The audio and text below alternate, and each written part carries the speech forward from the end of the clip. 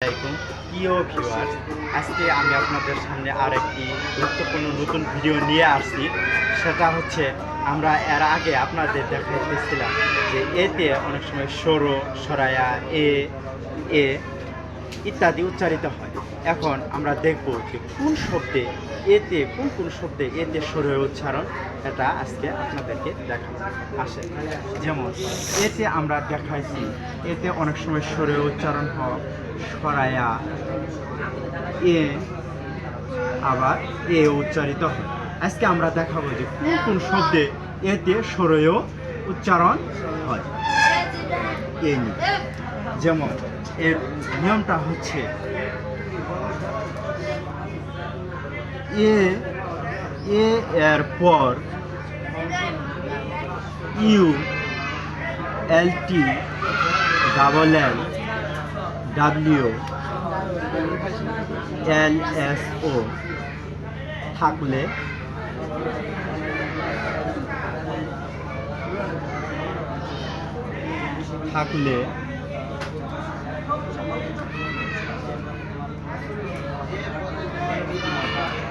এ এর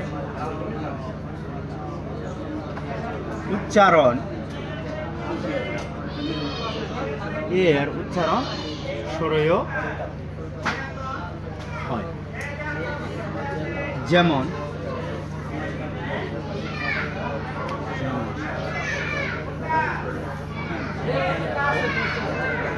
অটো বানানে দেখেন এ U T U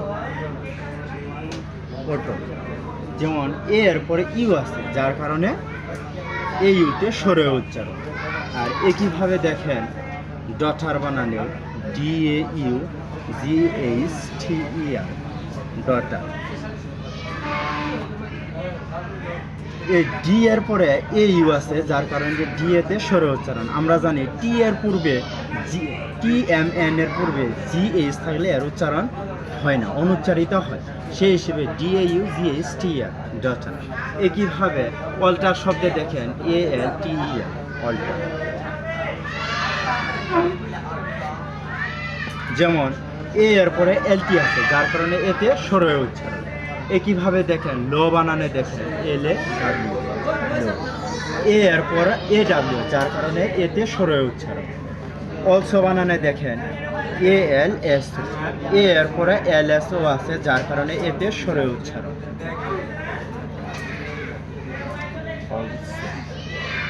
A হচ্ছে এতে কোন শব্দে সরয় উচ্চারণ এবং কেন হয়, এটা আপনাদের দেখাবো। আসসালামু আলাইকুম।